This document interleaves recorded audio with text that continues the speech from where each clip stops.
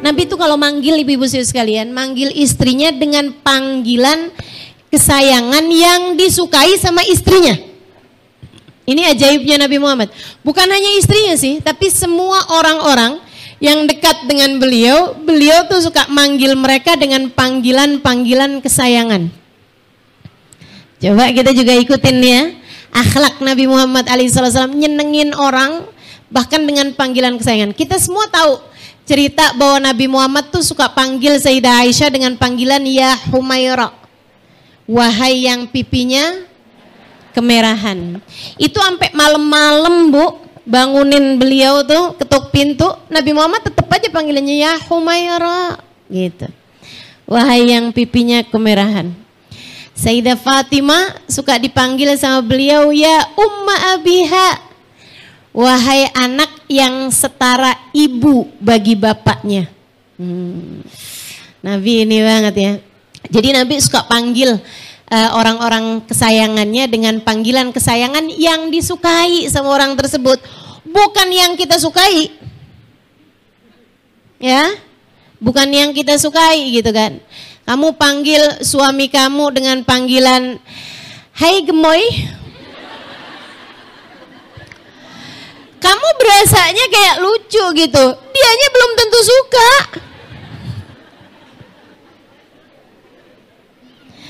Hai Ndut gitu ya. Itu dianya belum tentu suka gitu kan. Itu panggilan kesayangan, ini panggilan kesayangan kamu, bukan panggilan kesukaan dia. Nabi itu manggil panggilan kesukaan yang disukai sama orang tersebut gitu. Abu Hurairah, itu pernah dilihat Nabi Muhammad mainan kucing. Akhirnya dipanggil Nabi Muhammad, ya Aba Hirrah, bapaknya kucing. Padahal namanya Abdurrahman. Nabi suka panggil dengan panggilan kesayangan. Salah satu panggilan kesayangannya kepada Sayyidah Aisyah adalah ya Aish. Artinya wahai hidupku. Ya Allah, kalau kita dipanggil begitu sama laki kita, meleleh.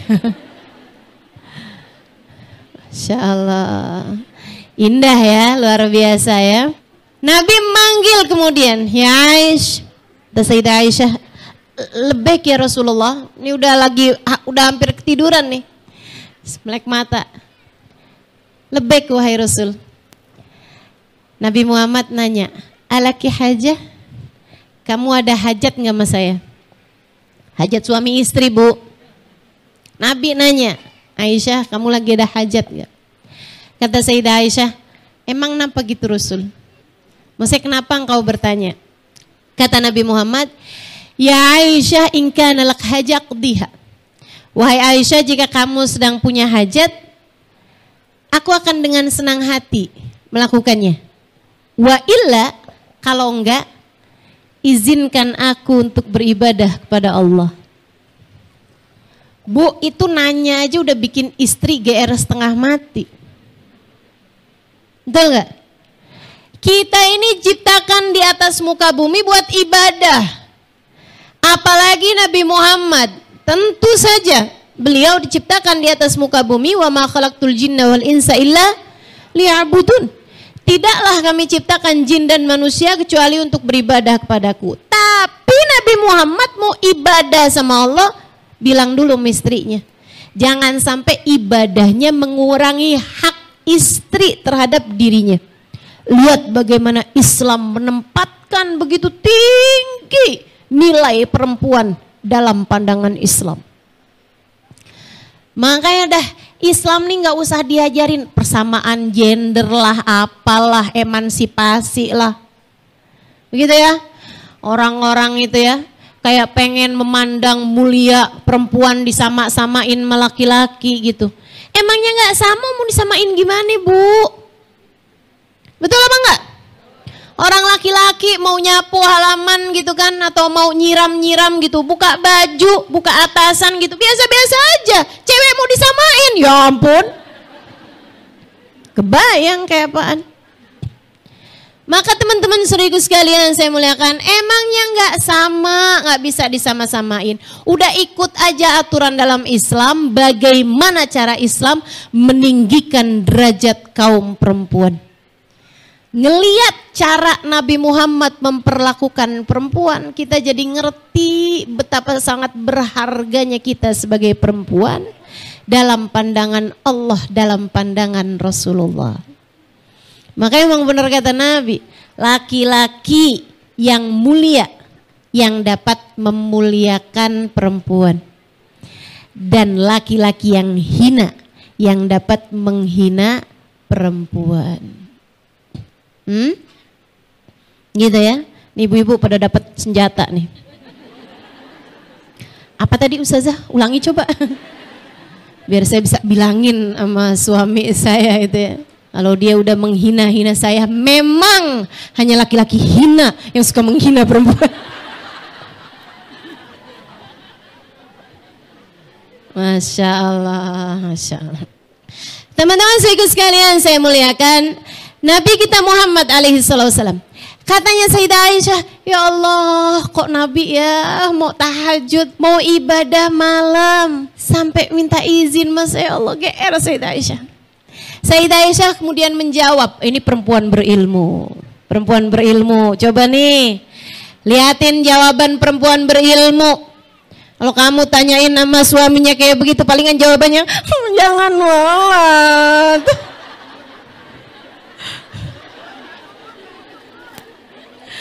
Di sini aja. Gitulah kira-kira. Masya Allah. Apa jawaban Sayyidah Aisyah? Perempuan berilmu, sekali lagi, perempuan pandai. Mudah-mudahan Allah karuniakan kepada kita ilmu ma'rifat seperti yang Allah karuniakan kepada Sayyidah Aisyah. Amin ya rabbal alamin. Perempuan hebat ini ya. Katanya Sayyidah Aisyah jawab kayak begini nih. Beliau tuh nggak bilang yang gila, Rasul ibadah aja nggak usah pakai nanya saya misalnya, atau nahanin gitu, jangan dong Rasul di sini aja, enggak gitu. Kata Sayyidah Aisyah, wahai Rasulullah, siapa orangnya yang tidak suka engkau berada di sampingnya? Namun siapa juga orangnya yang dapat menghalangkanmu beribadah kepada Allah? Saya nggak mau jadi keduanya gitu. Katanya Sayyidah Aisyah, silahkan wahai Rasulullah, sembahlah Allah seperti yang kau mau. Pintar. Gitu ya. Kata Sayyidah Aisyah, aku pun kemudian lihat Nabi Muhammad berdiri dan mulai mengerjakan sholat. Teman-teman sekalian, Nabi Muhammad sholat terus panjang gitu berdirinya. Kata Sayyidah Aisyah, aku ngantuk tiduran. Aku kebangun beberapa saat kemudian dan dalam keremangan lampu, ya, aku lihat Nabi Muhammad masih sedang sholat. Aku pun kembali ketiduran. Kemudian terjaga beberapa saat sesudahnya, berapa jam sesudahnya, aku dapeti Nabi Muhammad masih sedang sholat. Aku tertidur kembali. Aku dapetin Nabi Muhammad ketika aku terbangun, beliau sedang juga mengerjakan sholat. Antara ruku, antara sujud, antara duduk di antara dua sujud, antara tahiyat, antara lagi doa, tapi masih terus ibadah aja. Dan yang paling lama beliau aku dapati sedang berdiri menghadap Allah Subhanahu wa taala.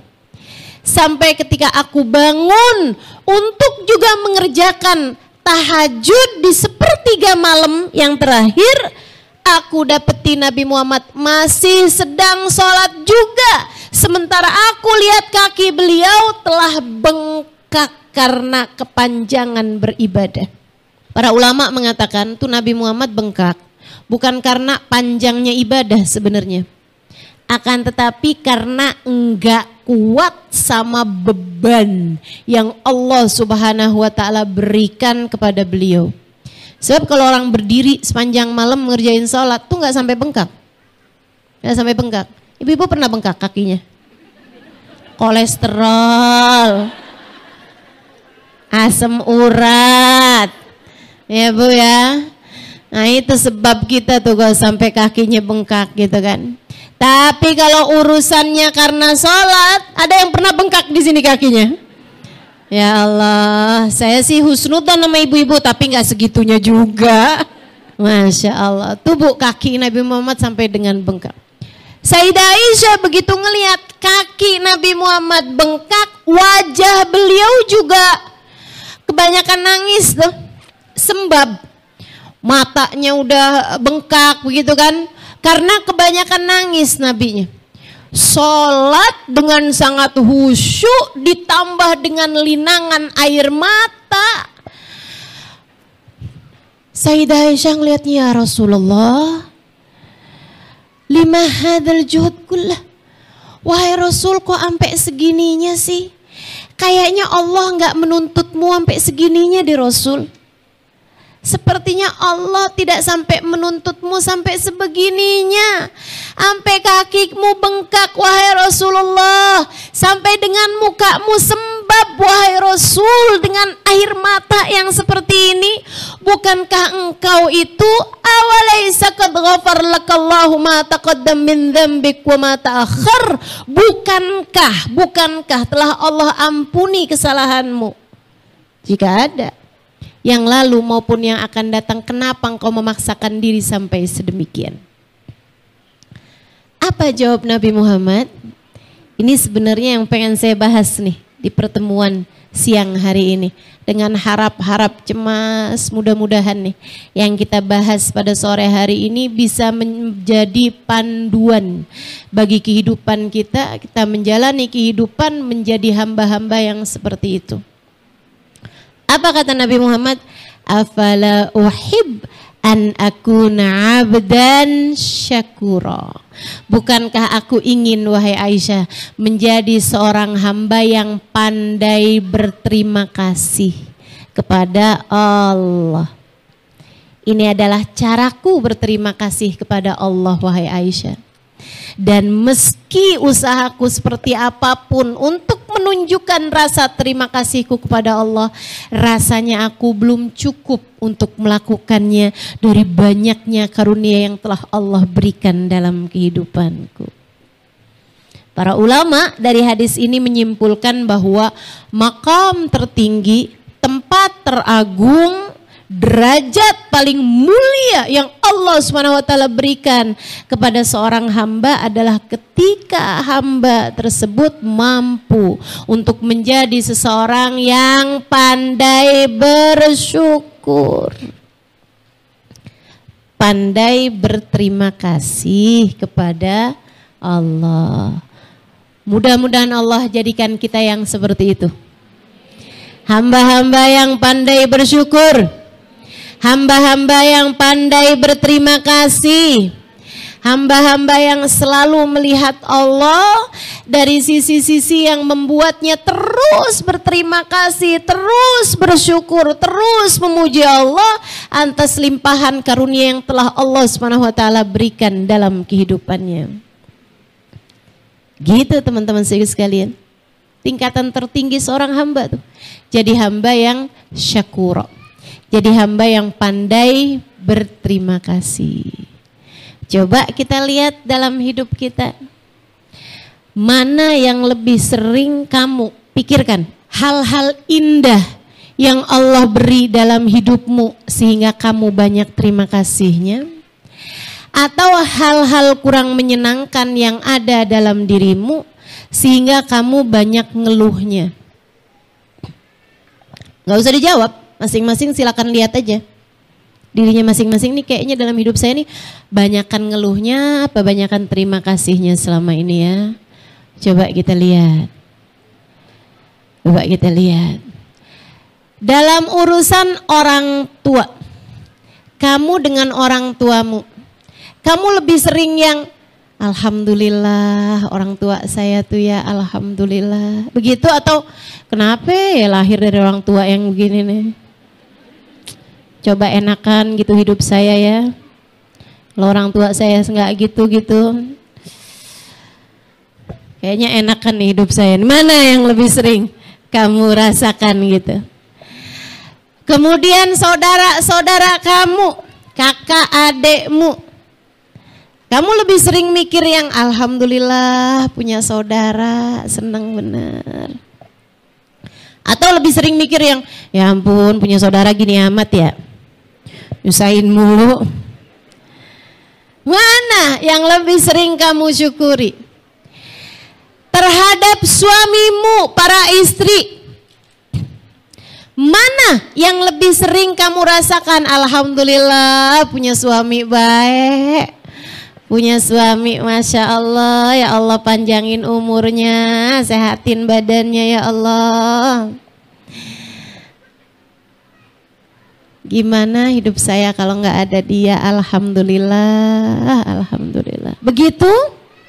Atau yang ya ampun punya laki ribetin mulu ya? Nggak ada apa? Laki-laki lain gitu bisa tuker tambah.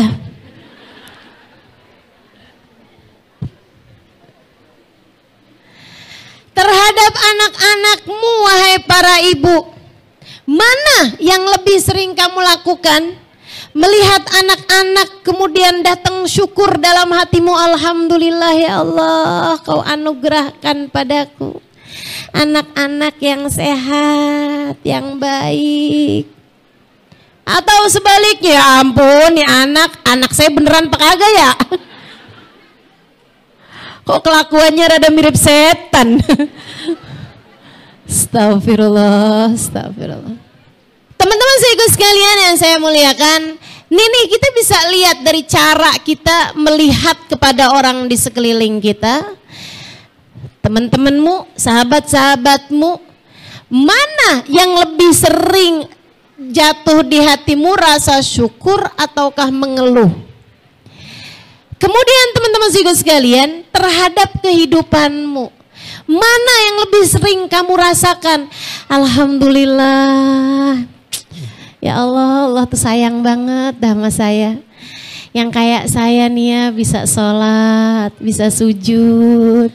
Yang kayak saya dihadirkan majelis-majelis taklim. Yang kayak saya sama Allah dikasih ustazah. Gitu kan, yang ngasih tahu mesti kayak gimana gitu. Alhamdulillah, makasih ya Allah. Gitu, atau hidup kok susah amat ya, penuh derita. Ya ampun, kok saya nggak kayak ngerasain hidup kayak orang-orang gitu. Bisa jalan-jalan kemana gitu kan. Bisa punya ini, bisa punya itu, ya ampun. Hidup saya kok susah banget nih.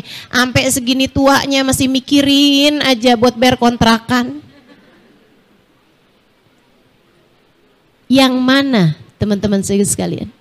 Kamu merasakan hidupmu berlimpahan anugerah, ataukah kamu melihat hidupmu begitu banyak ujian dan cobaan yang datang dalam hidupmu?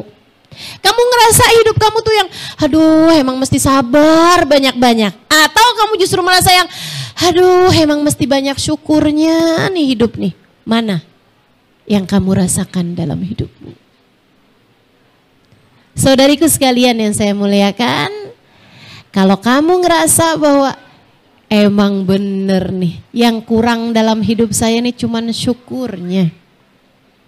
Kalau kamu selama ini ngerasakan alhamdulillah ya Allah, anugerahmu begitu besar. Afala uhib an akuna abdan syakura, bagaimana caraku ya Allah agar aku bisa menjadi seorang hamba yang mengerti berterima kasih kepadamu.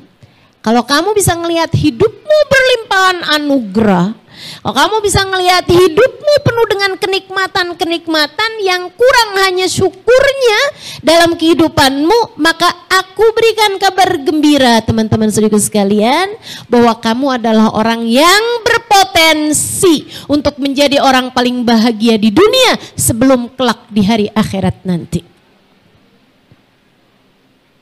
Kamu adalah orang-orang yang sangat mungkin jadi orang yang hidupnya paling bahagia di dunia sampai di hari akhirat. Di dunia sampai di hari akhirat. Enak terus tuh bakarannya. Karena nih saya kasih tahu. Saya udah banyak ketemu orang segala macam lapisan masyarakat. Saya udah banyak ketemu di Indonesia ataupun di luar negeri. Yang kaya-kaya banyak saya ketemu. Banyak saya ketemu. Orang kaya raya yang duitnya nggak berseri itu, Yang kalau mau belanja pakai motong dulu duitnya. Duitnya masih belum dipotongin ya. Teman-teman sikut sekalian yang saya muliakan, banyak saya ketemu orang-orang yang seperti itu. Apakah hidup mereka bahagia? Enggak, sungguh. Enggak. Ketemu sama saya seringnya cerita penderitaan. Ustazah gimana ya caranya menghadapi, waduh susah bener masih ya. Masih banyak aja permasalahan dalam kehidupannya teman-teman sikut sekalian. Oh ternyata kalau saya tanya kepada mereka, apakah hidup kamu bahagia? Jawabannya belum tentu. Saya banyak ketemu pejabat, orang-orang yang punya pangkat dalam masyarakat. Apakah hidup mereka berbahagia? Enggak juga. Ruwet. Belum lagi ngadepin netizen. Pada julid-julid, salah mulu. Teman-teman sikut sekalian, ketemu saya orang-orang cantik-cantik yang kalau ngelihat mukanya ya ampun nih orang, alis bagus, hidung bagus, bibir bagus, kulit bagus, semuanya bagus gitu kan, cakep bener gitu ya. Pas ngelihat diri sendiri, hidung apa kutil ya. Astagfirullah, nggak segitunya juga saya. Kutil mana yang segini gede?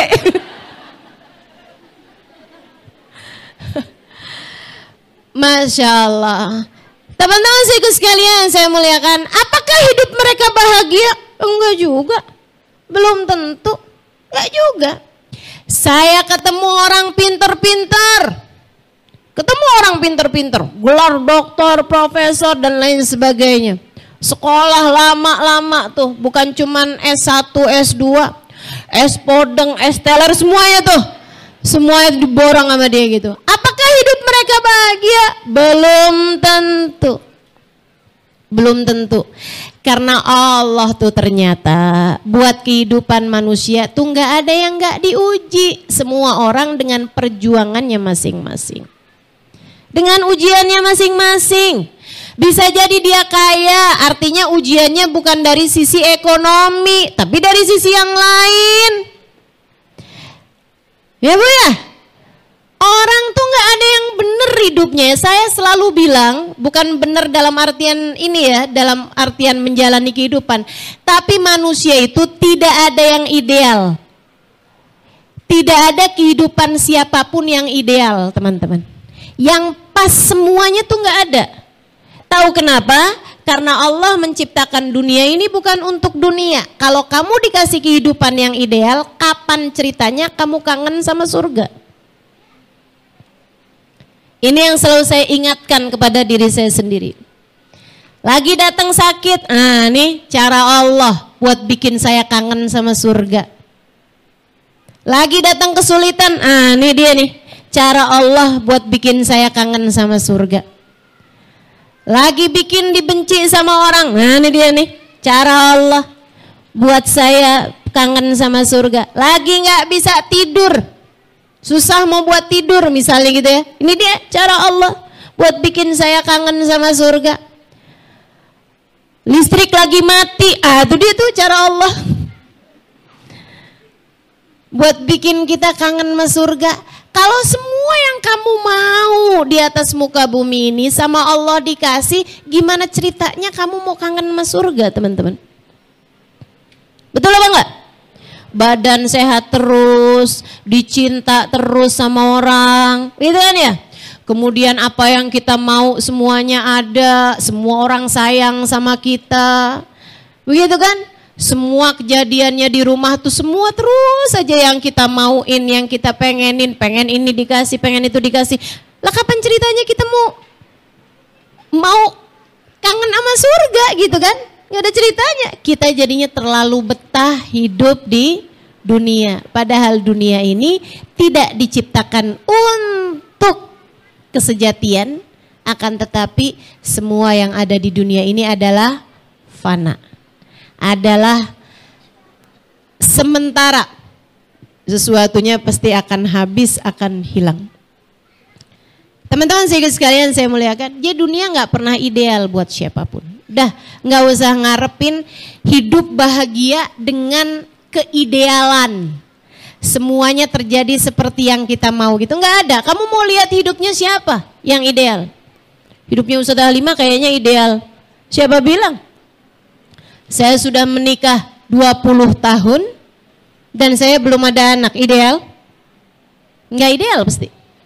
Kan gitu ya?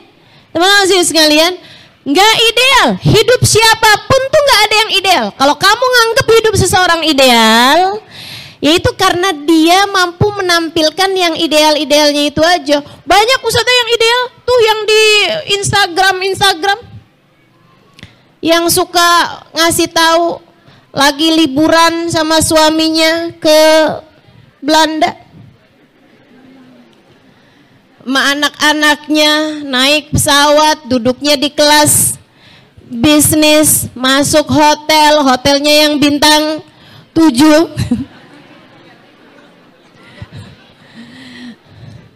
Makannya enak-enak mulu, difoto dulu gitu kan ya. Waduh, tuh kayaknya ideal tuh hidupnya. Ya karena kamu gak jalanin aja. Orang mau menampilkan apa yang dia pengen tampilin. Itu nggak selalunya sama dengan realitanya, gitu kan ya? Teman-teman sekalian, sekali lagi hidup tidak pernah ideal untuk siapapun. Lah terus apakah artinya tidak ada orang yang bahagia hidupnya di atas muka bumi ini? Ada. Siapa dia? Orang yang pandai bersyukur. Itu dia yang paling bahagia. Dikasih sehat, alhamdulillah ya Allah, jadi enak ibadahnya. Jadi enak ngerjain semuanya.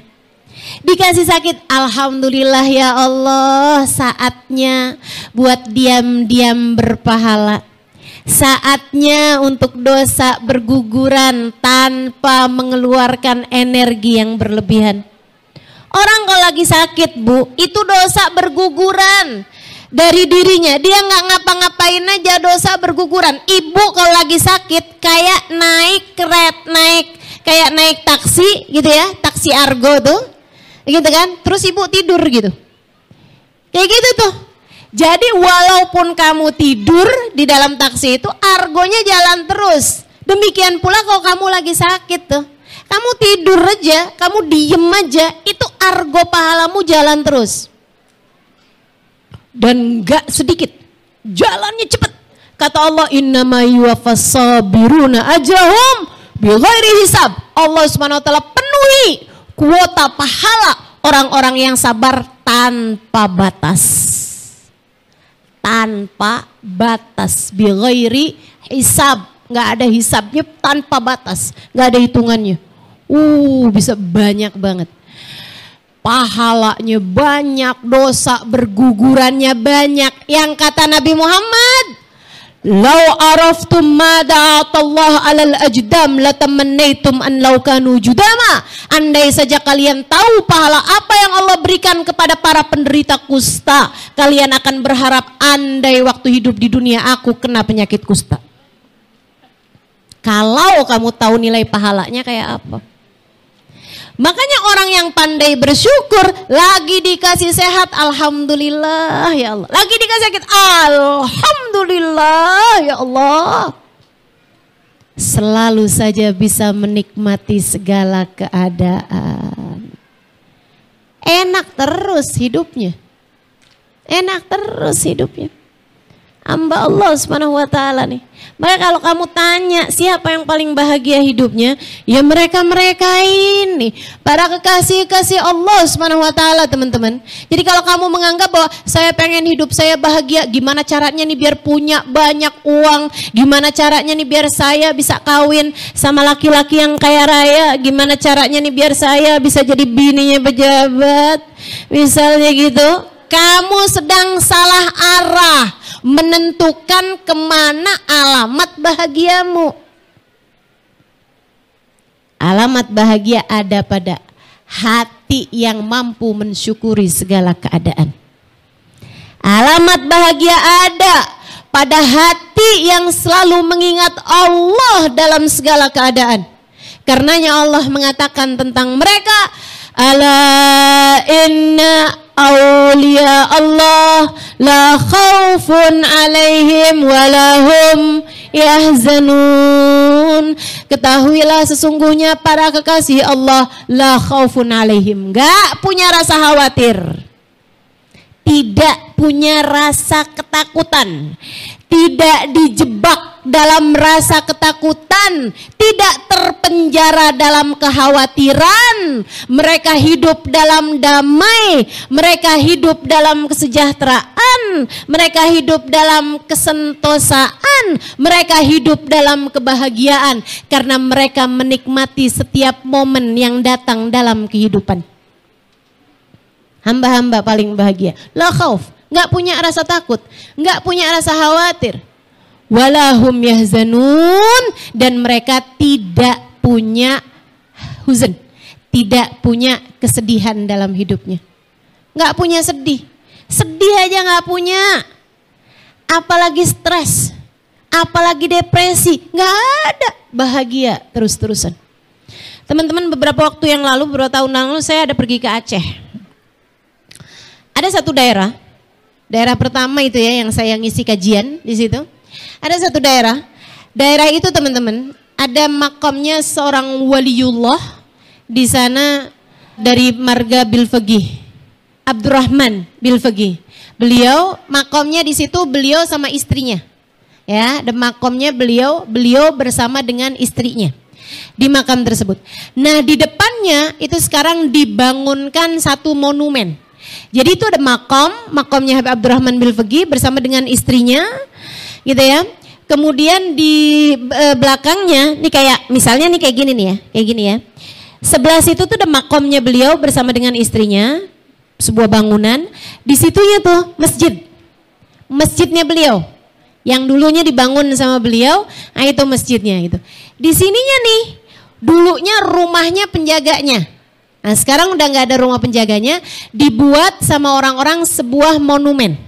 Nah di monumen tersebut itu ketulis banyak nama-nama. Ternyata itu adalah nama orang di kampung tersebut yang meninggal dunia karena tsunami. Sekampung mati semua. Kecuali satu orang kakek-kakek yang jadi penjaga di makam tersebut. Nih ya, ada kakek-kakek jagain makam itu. Dari sejak mudanya dia tinggal di situ, kerjaannya tiap hari ngebersihin makam, bersihin kamar mandi, bersihin masjid gitu ya, hari-harinya tuh. Sama dia nyiapin kalau ada acara-acara di situ tuh dia yang bagian nyiapin teh, nyiapin kopinya di dapur rumahnya dia yang sangat kecil itu. Dia ada rumah kecil di situ tuh buat dia nyiapin semuanya tuh, kalau ada majelis tuh dia yang bikinin teh apa segala macamnya gitu. Dia khidmah di situ, nyapu, ngepel, nih apa gitu. Terus kayak gitu berpuluh-puluh tahun. Dia nggak pernah pergi kemana-mana karena memang setiap hari di situ gitu. Tiap hari di situ. Dia selalu bilang, saya jaga makam Habib. Saya jaga makam Habib. Teman-teman sekalian, waktu kejadian tsunami, itu kan pertamanya kan gempa dulu tuh. Orang-orang pada keluar dari rumah. Mereka tuh yang keluar dari rumah itu banyak juga yang lewatin rumahnya si kakek ini. Lewatin masjid itu. Jadi mereka pun ketuk-ketuk pintu. Tuh, Datuk, gitu kan. Datuk keluar gitu, si kakek-kakek ini keluar. Kenapa? Tuh keluar tuh, ayo tuh, gempa tuh. Tuh keluar tuh. Kata datuknya, enggak lah, saya jaga makam Habib. Saya jaga Habib. Dia bilang. Yang lain panik, ketakutan, setengah mati. Dan datuk ini tenang-tenang aja. Dia bilang, saya juga udah tua, kalau mati juga ya udah mati aja gitu. Umur di atas 70-an tahun. Dia bilang, saya mau mati aja juga, nggak apa-apalah. Saya nggak mau ninggal. Saya nggak mau ninggal masjid, saya nggak mau ninggal makam Habib. Berpuluh-puluh tahun saya jaga di sini, gitu kan ya. Masa pas waktunya mati saya nggak di sini? Saya maunya mati juga di sini, biarin aja dah. Gitu. Udah tuh orang pada larian tuh. Habis itu nggak berhasil kan dia juga orang keluar lagi tuh yang dari sana. Tuh udah tuh ayo tuh kita keluar tuh. Ya udah sana aja saya enggak dah. Dia nyalain kompor, bikin teh. Coba lihat tuh. Ketenangan hati orang-orang yang hatinya penuh cinta pada Allah, penuh cinta kepada Rasulullah, penuh cinta kepada para wali-walinya Allah Subhanahu wa taala, para kasih-kasih Allah, segitu tenangnya teman-teman. Kalau emang mati ya mati, enak dah saya di sini matinya. Ya udah dah saya tungguin aja dah di sini matinya. Bikin teh, duduk tenang. Teman-teman sekalian, orang semua berdoa, ayo tuh, keluar tuh. Dia biarin ya nggak apa-apa, udah, ayo tuh selamatkan diri, udah di sini aja. Saya emang udah tua juga, katanya gitu. Teman-teman sekalian, sampai kemudian kejadian tsunami itu, subhanallah, orang-orang ngelihatnya air tuh kayak ngelompatin masjid dan 3 area tersebut, kayak dilompatin. Kayak dikasih, kata orang-orang itu waktu kejadian tsunami itu, kayak dikasih mangkok di masjid itu. Masjid, makamnya Habib sama rumah itu tuh kayak ditutupin dulu. Kayak lagi mau dibasahin yang lain-lain, tapi yang ini ditutupin mangkok dulu gitu. Kayak ada malaikat turun dari langit nutupin dulu gitu ya. Taruhin mangkok nih, yang lain kena semuanya. Itu masjid sampai karpetnya nih bahkan gak basah. Tsunami berapa tuh 30 meter kabarnya ya tingginya, itu karpet masjidnya nggak basah teman-teman. Subhanallah, nggak Allah jagain para kekasih-kasihnya, luar biasa benar. Termasuk si kakek itu yang ada di area situ, dia di dalam rumahnya aja minum teh santai, baca zikir, nungguin mana dia nih katanya mau mati. Mati saya. Sampai habis selesai kejadian tsunami semuanya, itu dia kayak nggak terjadi apa-apa gitu. Dia di dalam rumahnya nggak terjadi apa-apa, nggak ada yang namanya tumpang tindih barang-barang ini apa segala macam. Dia tenang-tenang aja, biasa-biasa aja, tenang hati, tenang pikiran, tenang badan, tenang zikir pada Allah Subhanahu wa taala. Sampai begitu selesai tsunami, dia adalah satu-satunya orang di kampung tersebut yang masih hidup. Semua mati. Itu yang lari-lari, selamatin diri kayak gitu kan. Ya udah nggak apa-apa kamu aja. Itu ya, semuanya tuh mati gitu. Coba ada di antara mereka, kakek nggak pergi, ya udah deh saya di sini juga deh gitu. Malah selamat dia. Masya Allah, Masya Allah. Bagaimana para walinya Allah Subhanahu wa taala, la khaufun alaihim, enggak punya rasa khawatir. Ibu-ibu, saya kasih tahu, yang banyak menyiksa dirimu dalam kehidupan adalah rasa khawatir, rasa sakit. Makanya Allah ketika menyebutkan ujian-ujian di atas muka bumi ini, yang nomor 1 Allah sebut adalah rasa khawatir. Kata Allah Subhanahu wa taala, wala yabluwannakum bisyai'in minal khauf. Disebut duluan sama Allah, khauf duluan. Kenapa? Karena manusia ini ketakutannya terhadap sesuatu lebih menyiksa dia daripada sesuatu tersebut. Ingat awal-awal corona, ketakutan terhadap COVID, ketakutan terhadap corona lebih besar daripada penyakit coronanya itu sendiri. Seringkali seperti itu, bukan begitu? Ingat apa nggak ingat? 2 tahun yang lalu teman-teman saudaraku sekalian, sampai orang borong-borong makanan, sampai susu apa tuh? Susu yang nggak jelas itu ya, namanya susu beruang, gambarnya naga, ternyata isinya susu sapi. Ya ampun, bener-bener nggak jelas. Yang minum bukan sapi juga, yang minum orang. Itu teman-teman sekalian, sampai setengah mati dicarinya. Kenapa tuh? Orang khawatir, orang takut. Sampai ada orang awal-awal COVID itu ya, dia sakit, Dia kirain dia itu COVID, akhirnya dia memutuskan untuk bunuh diri. Ini jadi nggak terbunuh karena penyakit, terbunuhnya justru karena ketakutannya sendiri. Saya pernah baca satu jurnal, satu tulisan dari seorang dokter pakar di Amerika, pakar kesehatan di Amerika. Dia bilang 90% penyakit yang dialami oleh manusia, 90%-nya adalah ketakutan. Yang sungguh-sungguh penyakitnya hanya sekitar 10% saja. Sisanya 90%-nya adalah ketakutan. Ketakutan terhadap penyakit. Betapa ketakutan terhadap insomnia seringkali lebih berbahaya dari penyakit insomnianya itu sendiri. Betapa ketakutan terhadap menopause seringkali lebih berbahaya daripada menopausnya itu sendiri. Seringkali ya, ketakutan terhadap ditinggalkan sama suami itu lebih menakutkan daripada yang benar-benar ditinggalin sama suaminya. Rasa takutnya itu loh, rasa khawatirnya itu loh. Itu teman-teman yang banyak menyiksa orang. Nah Allah cerita, katanya Allah, ada hamba-hambaku yang aku amankan dari segala ketakutan. Siapa mereka ya Allah? Aulia Allah, para kekasih-kekasih Allah. Hatinya tenang terus-terusan. Mau ada apa, nggak panikan.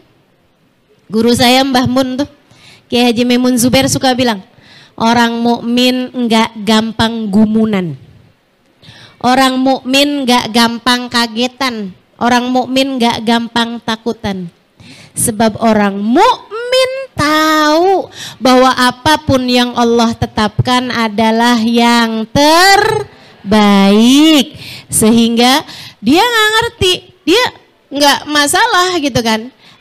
Dia nggak tahu akan, tetapi dia tenang hatinya. Kenapa? Karena dia tahu yang mengendalikan, tahu segala sesuatu. Teman-teman saudara sekalian, belajar deh dari naik pesawat. Kamu kalau naik pesawat, kadang-kadang kalau naik pesawat nih ya, kalau pesawatnya lagi tenang-tenang aja gitu kan, sampai bisa tidur di pesawat. Saya paling gampang banget dah tidur di pesawat. Dan saya liatin orang-orang juga pada tidur di pesawat. Apalagi kalau udah malam-malam pesawatnya gitu kan ya. Ya ampun, dibawa naik ke atas tuh pertama tuh udah kayak diindung-indung, ngantuk bener gitu.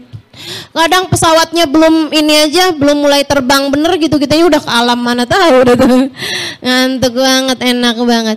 Ayo teman-teman saya sekalian, kamu bisa tenang sampai tidur naik pesawat, padahal kamu nggak kenal loh sama pilotnya. Ada nggak di sini yang kalau mau naik pesawat kenalan dulu sama pilotnya? Nggak ada. Segitu tenangnya gitu kan. Kenapa kamu sampai bisa tidur di atas pesawat padahal kamu nggak kenal sama pilotnya?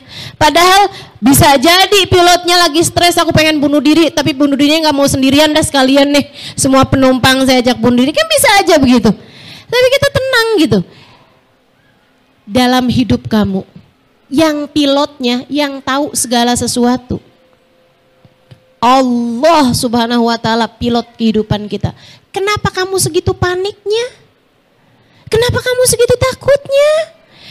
Pilotnya Allah, Bu, nggak usah takut sama apapun. Pilotnya Allah, Dek, nggak usah khawatir urusan jodoh. Pilotnya Allah, Bu, nggak usah segitu khawatirnya curigaannya sama suami. Pilotnya Allah, Mbak, nggak usah takut segitunya urusan rejeki. Hidupmu udah diatur, hidupmu sedang dijalankan oleh yang mengerti segala sesuatu. Kamu yang tenang di dalam pesawat kehidupanmu, Cukuplah dengan kamu berkata, wa ufawwidu amri ilallah, innallaha basirum bil ibad. Aku serahkan seluruh kehidupanku, urusanku kepada Allah. Aku tahu Allah Maha mengetahui segala urusan yang terbaik bagi setiap hamba-hambanya. Yang tenang, duduk yang tenang dalam pesawat kehidupanmu. Silakan nikmati, tidur apa yang tenang, yang enak, gak usah khawatir. Kan begitu? Dah, mulai hari ini pokoknya inget-inget aja. Setiap kali datang ketakutan, astagfirullah, astagfirullah, astagfirullah. Kok saya segitu gak percayanya sama Allah? Gituin aja. Lagi datang sakit, panik segala macam, astagfirullah, astagfirullah. Kok saya segitu nggak yakinnya sama Allah? Allah udah bilang faida maridtu fahuwa yashfin, katanya Nabi Allah Ibrahim. Apabila aku sakit maka Allah lah yang menyembuhkanku. Udah, gak usah khawatir. Lagi pula Allah udah bilang juga, la yukallifullahu nafsan.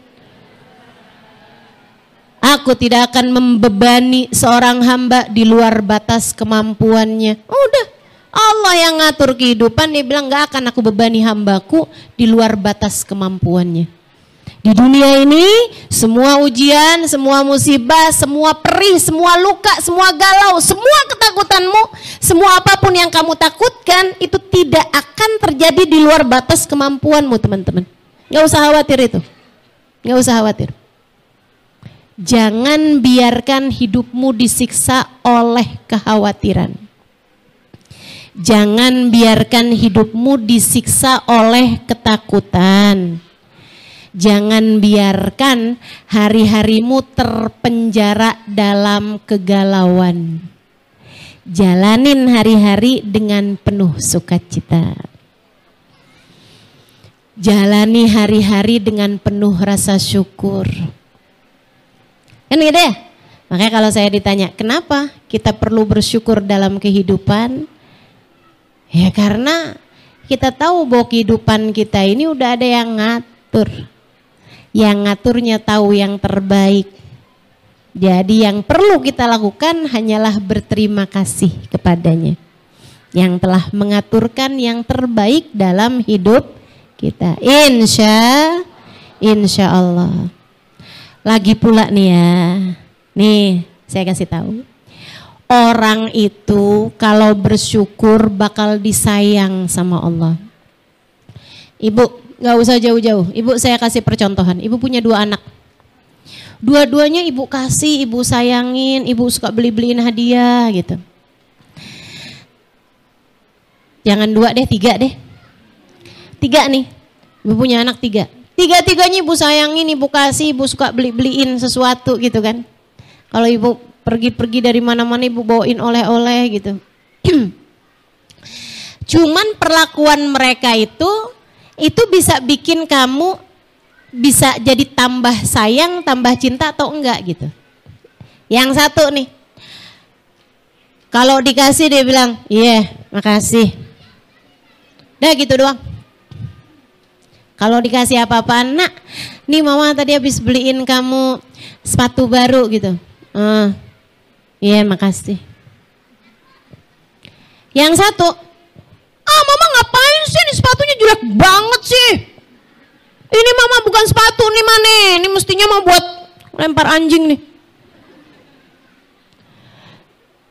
Yang satu lagi begitu dikasih sepatu, dia buka, ya ampun mama baik banget.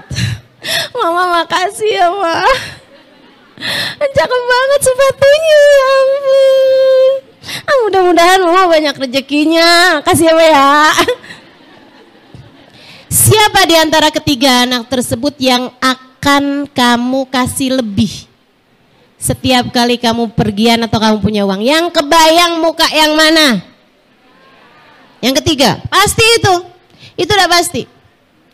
Makanya itu yang Allah Subhanahu wa ta'ala sebutkan. Allah cinta kepada hambanya yang pandai bersyukur. Allah cinta sama hambanya yang pandai berterima kasih. Teman-teman saudaraku sekalian, dan saya dapati para wali-walinya Allah, para kekasih-kasihnya Allah, para ulama-ulamanya Allah, rata-rata tuh yang kayak begitu tuh hidupnya tuh seneng mulu. Saya jumpa sama Hubabah Zahra, itu mukanya senyum terus. Kalau tanyain gimana Hubabah kabarnya, alhamdulillah, alhamdulillah, lakal hamd ya Rabb, alhamdulillah. Saya bayangin ya Allah, Allah pasti seneng banget punya hamba Hubabah Zahra nih. Saya ketemu Hubabah Nur bintu Alwi, sampai sekarang saya nggak tahu mukanya dia kalau lagi nggak senyum. Saya cerita tuh di buku Bidadari Bumi yang pertama, bagaimana seorang perempuan yang saya ketemuin di bis, wanita di bis judulnya, itu bisa-bisanya mobil ngerem mendadak karena takut nabrak seorang anak yang melintas di jalanan, itu sampai dari kuatnya ngerem sampai si ibu ini terpelanting bolak-balik sampai berdarah, sampai dahinya terbentur ke pintunya bis. Saya nggak bisa ngebayangin kayak apa tuh pada sakitnya badannya, kayak apa pusingnya kepalanya, dan kayak apa perihnya lukanya karena dia sempat pegangan tangannya malah masuk tuh ke besi yang menonjol, dan itu besinya kemudian merosot gitu kan, akhirnya masuk nih besinya nih ke tangannya, darahnya muncrat. Dan itu waktu kejadian yang seperti itu bibirnya tersenyum kemudian bilang makasih ya Allah. Kaget banget saya tanyain, gimana keadaanmu Bu? Saya takut nih ada yang salah-salah di sarafnya gitu. Takut aja gitu. Lo ngomongnya kayak gitu, senyum lebar banget. Tuh dia bilang makasih ya Allah. Teman-teman saya sekalian, itu waktu saya tanyain gitu kan, saya bilang, oh Babah gimana keadaan kamu gitu. Orangnya bilang kayak gini, alhamdulillah nah, alhamdulillah. Saya jadi kaget banget gitu kan. Alhamdulillah, Rabbuna Karim, Tuhan kita baik banget ya nak ya. Saya kan heran aja gitu ya. Maksud kamu gimana? Dia bilang, nak, ini Allah lagi nyebut nama kita. Kan Allah bilang, katanya Allah kalau sedang cinta kepada hambanya, dikasihnya musibah kayak begini nih. Allah lagi cinta sama kita, makasih ya Allah, makasih ya Allah. Saya, ya ampun, luar biasa. Nih hamba-hamba model begini nih, udah pasti dicinta sama Allah, udah pasti dicinta sama Allah. Teman-teman sekalian, kalau kamu mau jadi istri yang disayang sama suami kamu, cobain nih tips dari saya nih. Jadilah seorang istri yang pandai berterima kasih. Gitu kan? Sering-sering lihat suaminya sambil senyum. Suaminya nanyain, kamu kenapa senyum-senyum gitu? Senang jadi bini abang. Ya ampun bang, makasih ya bang. Abang baik banget bang. Kamu akan jadi seseorang yang disayang sama suamimu. Beneran dah, beneran. Kamu pandai berterima kasih, selalu tersenyum kepada suamimu. Ya Allah, abangku sayang, kamu adalah hadiah terindah yang Allah berikan dalam hidup saya. Waduh, tuh suami girang banget dia ngomong ini. Pernah ngomong begitu sama suaminya?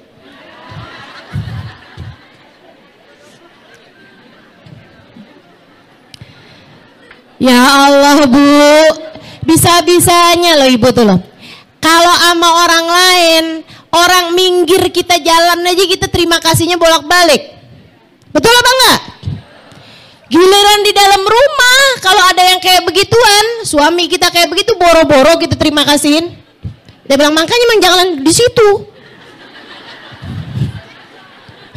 Bikin sempit aja loh, kayak nggak ada tempat lain aja.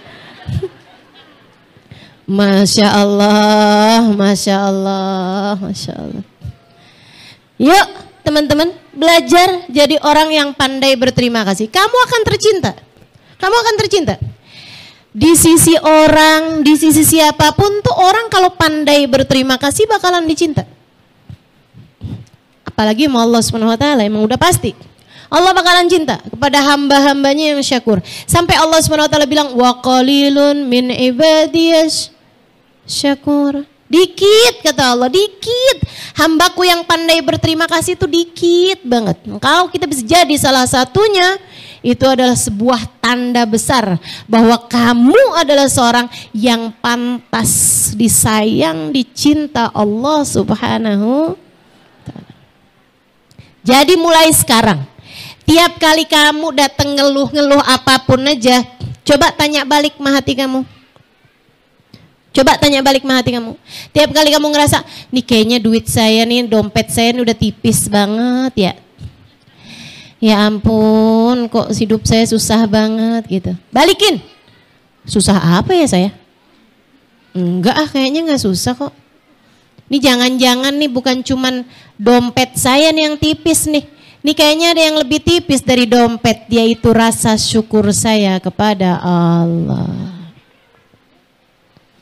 Tiap kali kamu datang ngeluh, kenapa hidup saya begini, kenapa hari saya begitu, kenapa saya keadaannya begini, kenapa saya begitu, langsung ingetin sama diri sendiri, astagfirullah, begitu banyak nikmat yang Allah Subhanahu wa Ta'ala berikan dalam kehidupan saya. Kenapa fokus saya justru kepada hal-hal tidak menyenangkan yang datang dalam kehidupan saya? Bu, kalau bisa dipersenin tuh ya, dari 100 yang gak enak palingan 2 bu, 98-nya enak. Betul apa enggak? Nih kamu lagi sakit nih, apanya? Perut, oh kaki masih bagus aja. Kepala masih bener, tangan masih bener, yang lain-lain masih bener. Yang benernya masih 98%. Dari yang gak enak, yang gak nyampe 2% sebenarnya. Kenapa kok fokus kamu kepada yang 2%? Kenapa nggak ke yang 98% yang banyak itu gitu?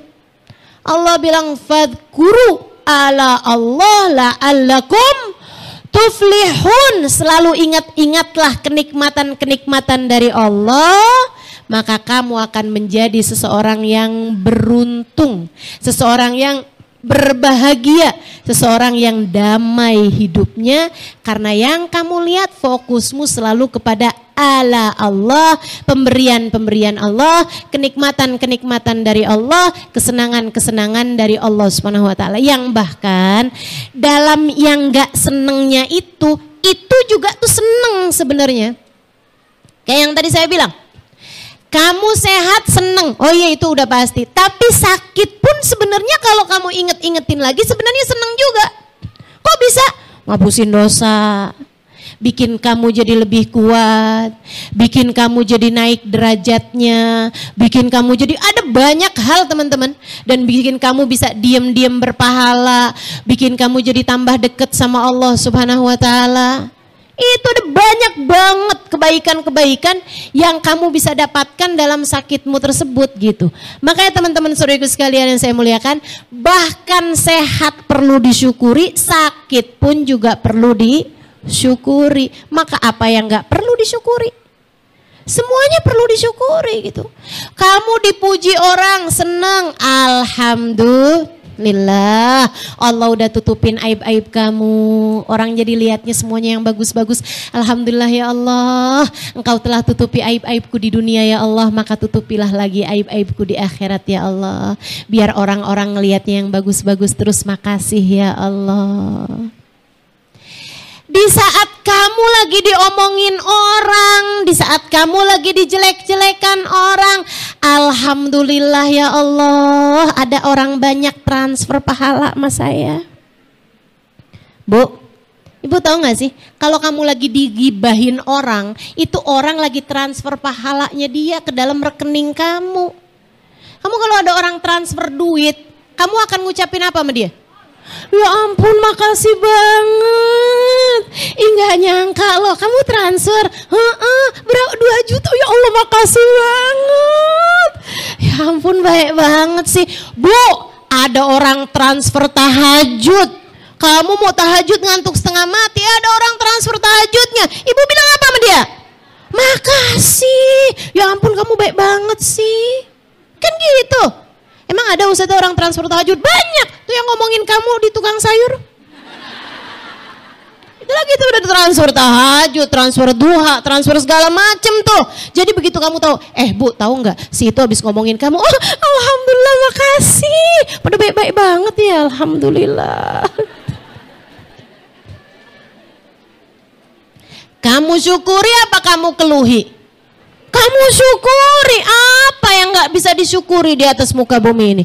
Syukur, teman-teman saudaraku sekalian, syukur.